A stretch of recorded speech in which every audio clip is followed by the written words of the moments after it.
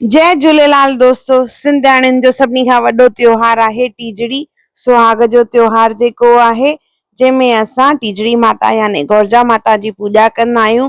त इहा गौरजा माता कीअं पोखिजे, घर में टीजड़ी माता खे कीअं पोखणो आहे, अॼु मां तव्हांखे ॿुधाईंदसि।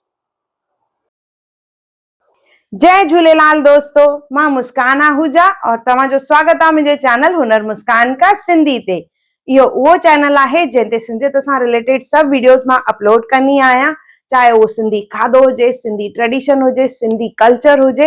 हिकु हिकु वीडियो मुंहिंजे चैनल ते अवेलेबल आहे, त तव्हां ज़रूर ॾिसजो और पंहिंजे माइटनि ऐं दोस्तनि ताईं इहो वीडियो ज़रूर पहुचाइजो त हुनर मुस्कान का चैनल ते इहे वीडियोस अवेलेबल आहिनि।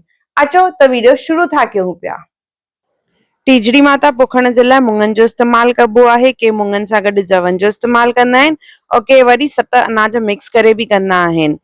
इहा टीजड़ी माता पोखबी आहे टीजड़ीअ खां पहिरियों जेका ग्यारस ईंदी आहे उन ते सुबुह जो मुङनि खे कलाक पुसाए रखणो आहे ऐं उन खां पोइ इन जो पाणी कढी करे पोइ इन्हनि खे असां पोखींदासीं। मुंहिंजे पासे में जेका दरबार आहे उते मुङनि जो इस्तेमालु थींदो आहे। त गमलो खणंदासीं, उनमें ॾिसो मां मिटी विधी आहे। इन जे मथां जेके मुङ असां पिसाए रखिया हुआसीं कलाक, उहे इन में विझंदासीं असां पाणी कढी करे। जेतिरा मुङ वधीक हूंदा त टीजड़ी माता जेका आहे घाटी ठहंदी मस्तु। जीअं मां ॿुधायोमांव कि हंधनि ते मुङनि सां गॾु जवनि जो बि इस्तेमालु कंदा आहिनि।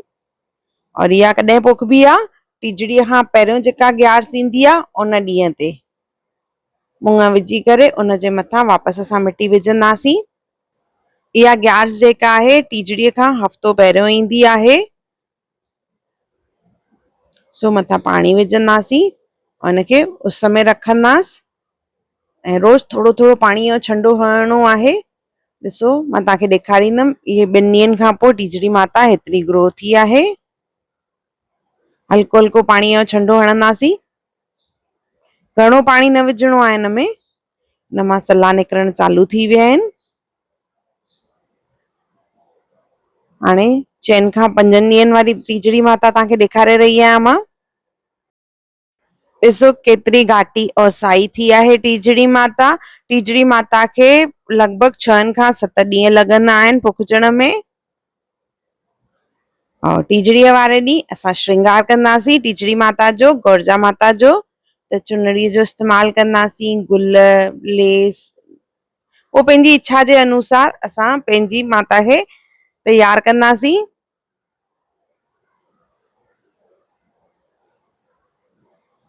जाम माण्हू मंदरनि में वञी बि कंदा आहिनि, पर जिते मंदर या टिकाणा कान्हनि के टीजड़ी माता पोखियल कान्हे जिते, त इहा असां टीजड़ी माता घर में बि पोखे सघंदा आहियूं हिन रीति। सो मां लेस ॿधी रही आहियां। अहिड़े नमूने टीजड़ी माता असां घर में पोखे सघंदा आहियूं। टीजड़ी माता जी पूॼा कीअं कजे, कथा कहिड़ी आहे, अर्घ कीअं ॾिजे, असुर कीअं कजे, इहे सभु वीडियोस जेके आहिनि मां पंहिंजे चैनल ते अपलोड कया आहिनि, उहे बि ज़रूर ॾिसजो। ॿिन्ही चैनलनि ते, हुनर मुस्कान का ते ऐं हुनर मुस्कान का सिंधी ते। ॾिसो गौरजा माता केॾी प्यारी लॻे थी पई, हरी भरी साई साई। टीजड़ीअ जा त वीडियोस मां विधा आहिनि, पर उन सां गॾु मां थदड़ी, उन जी पूॼा कीअं कजे, अखड़ियूं कीअं पूॼजनि, ॾियारी कीअं कजे, महालक्ष्मी कीअं कजे, इन्हनि सभिनी जा बि वीडियोस मां अपलोड करे चुकी आहियां, त उहे बि ज़रूर ॾिसजो। अगर तव्हांखे मुंहिंजी वीडियो पसंद आई हुजे त उनखे लाइक कजो, शेयर कजो और सब्सक्राइब कजो। फेसबुक और इंस्टाग्राम ते मूंखे ज़रूर फॉलो कजो और मुंहिंजो वीडियो ॾिसण लाइ धन्यवाद। जय झूलेलाल।